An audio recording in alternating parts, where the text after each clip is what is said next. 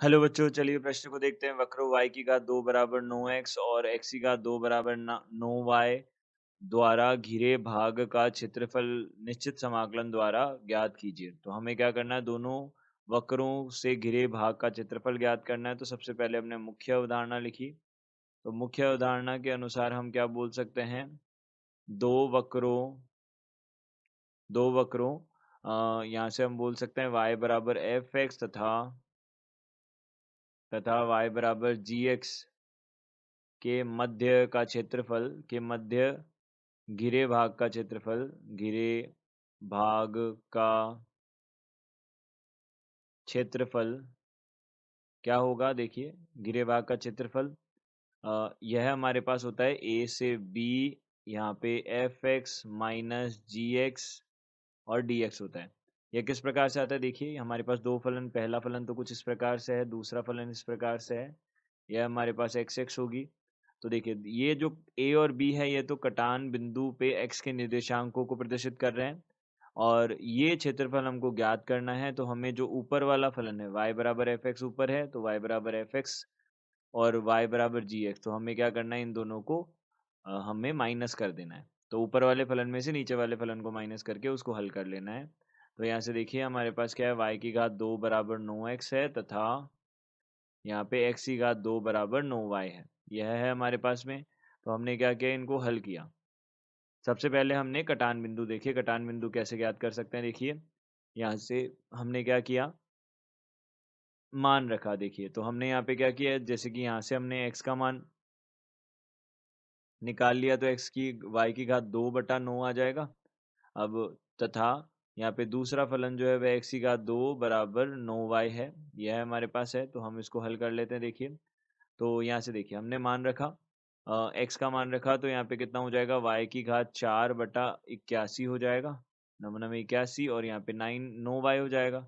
अब इसको हल किया हमने, तो यहाँ से कितना हो जाएगा, y की घात 4 माइनस यहाँ से 81 गुणा 9 कितना हो जाएगा हमारे पास में, 9 एकम 9, और यहाँ पे 9×72 तो 729 हो जाएगा।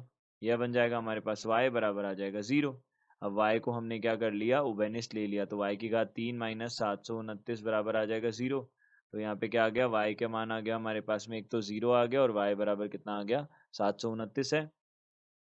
तो 729 का मतलब हमारे पास कितना हो गया, देखिए 3 की घात 6 हो गया, तो 3 की घात 3 यहाँ पे कितना हो जाएगा, 3 की घात 3 यहाँ पे हमारे पास 27 हो जाएगा। तो यह 27 आ जाएगा यहाँ पे, यह बन जाएगा हमारे पास में। तो यह y की घात y बराबर कितना हो गया, यहाँ से 27 बन जाएगा। तो 3 की घात यह कितना होता है, 3 की घात 6 होता है, 3 की घात 6 में यह 27 नहीं, 3 की घात 6, तो यहाँ पे 3 की घात 6 की घात 1/3 हो जाएगा, तो यहाँ पे 3 की घात 2 यानी कि 9 हो जाएगा। यह बोल सकते हैं, y का मान आ गया हमारे पास में 0 से 9। अब x के मान हम ज्ञात कर सकते हैं। तो यहाँ पे क्या हो जाएंगे, देखिए x के मान हमने देखिए, तो x बराबर कितना है, y की घात 2/9 है।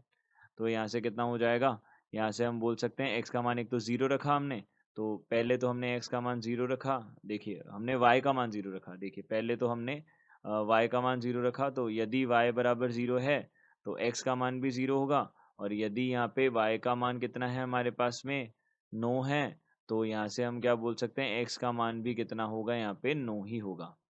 यह बन जाएगा हमारे पास में। तो देखिए, हमने यह रखा x का मान, और यहाँ पे बिंदु मिल गए हमको, 0,0 मिल गया एक तो, और एक यह कितना मिल गया हमको, 9,9 मिल गया। अब हम इसके क्या कर लेते हैं, ग्राफ बना लेते हैं दोनों के। तो दोनों के ग्राफ किस प्रकार से बनेंगे, देखिए एक तो है y की घात 2 बराबर 9x, x की घात 2 बराबर 9y है। तो यहाँ से कितना हो जाएगा, देखिए यहाँ से हमने क्या किया, एक तो है ये तो हमारे पास बन जाएगा, एक तो यह ग्राफ बन जाएगा, एक तो यह वक्र बन जाएगा, और एक दूसरा वक्र हमारे पास में क्या बन जाएगा, इस प्रकार से बन जाएगा। देखिए, यह हमारे पास दूसरा वक्र बन जाएगा। यह तो हो जाएगा हमारे पास y की घात 2 बराबर 9x हो जाएगा, और यह x की घात 2 बराबर 9y हो जाएगा। यह बन जाएगा। यह हमको भाग का क्षेत्रफल ज्ञात करना है। इस बिंदु पे x जो है वह कितना है, 9 है, यहाँ पे x कितना है, 0 है, यह x है, यह y है, तो हमें क्षेत्रफल ज्ञात करना है। तो यहाँ से हम सारे दोनों वक्र जो हैं उनके x के मान ज्ञात करेंगे। तो यहाँ पे सबसे पहला तो वक्र जो नीचे वाला वक्र है वह क्या हो जाएगा, y बराबर वर्गमूल यहाँ पे 3 वर्गमूल y हो जाएगा। अब हम धनात्मक वाला ही लेंगे, एक्स एक्स के ऊपर वाला, तो हमने इस प्रकार से ले लिया इसको। अब इसी प्रकार से दूसरा जो है वह कितना है, y की घात 9 y की घात 2 बराबर, यहाँ से हमारे पास हमको तो y का मान ज्ञात करना है, तो पहले में तो कितना आ जाएगा, y बराबर x की घात 2/9 आ जाएगा, और दूसरे में कितना आ जाएगा, y बराबर वर्गमूल 3x आ जाएगा। तो यहाँ पे प्लस माइनस लगाते हैं, लेकिन प्लस माइनस लगाने की यहाँ जरूरत नहीं होगी, क्योंकि हमें x के ऊपर वाला चाहिए, तो हम यहाँ पे सीधा प्लस ही ले लेंगे, वर्गमूल 3 और यहाँ पे वर्गमूल x हो जाएगा। अब यहाँ पे हम एक सूत्र का उपयोग करने वाले हैं, समाकलन x की घात n जो होता है वह कितना होता है, x की घात n+1/n+1 होता है और प्लस c होता है, यह बन जाएगा। तो यहाँ से हमने क्या किया, क्षेत्रफल ज्ञात किया। तो यहाँ से क्षेत्रफल क्या आ जाएगा, देखिए समाकलन यहाँ से 0 से 9 तक, और यह कितना हो जाएगा, देखिए ऊपर वाला फलन है हमारे पास में, यह है हमारे पास में y की घात 2 वाला है, तो यहाँ पे वर्गमूल, यहाँ पे कितना आ जाएगा, 9 आ जाएगा, ये वर्गमूल 9 है, तो यहाँ पे वर्गमूल 9 है, तो यहाँ पे कितना आ जाएगा, 3 वर्गमूल x आ जाएगा पहले तो, और फिर उसमें से माइनस करना है हमको, यहाँ से x की घात 2/9 माइनस करना है, यहाँ से dx हो जाएगा। अब इसको हम हल कर लेते हैं, तो यहाँ से कितना बनेगा, देखिए यहाँ से हमारे पास क्या बन जाएगा, x की घात, तो देखिए x की घात 3/2 और यहाँ से बटा 3/2 बन जाएगा, और फिर यहाँ से कितना आ जाएगा, माइनस x की घात 3/3 आ जाएगा, तो x की घात 3/27 आ जाएगा।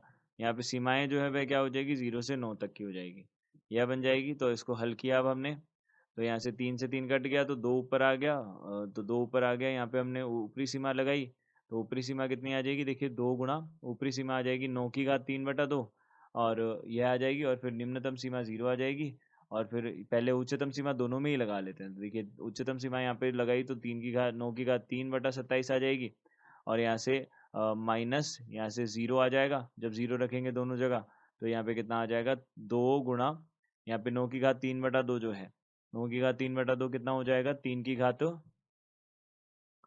यहाँ पे 3 की घात 3 आ जाएगा, यानी कि 27 आ जाएगा, माइनस, अब यहाँ से हमने इसको 9 की घात 3 है, उसको हम क्या लिख सकते हैं, यहाँ पे तीन, इसको काटेंगे तो 9 की घात 3 जो है वो कितना बन जाएगा, नम 81, 81 गुणा 3 243 हो जाएगा। तो यहाँ से कितना आ जाएगा, भाग देंगे 27 का, तो हमारे पास कितना आ जाएगा, 27 ही आ जाएगा। तो यहाँ पे हमारे पास उत्तर कितना आ जाएगा, 27, और यहाँ पे हम बोल सकते हैं वर्ग इकाई।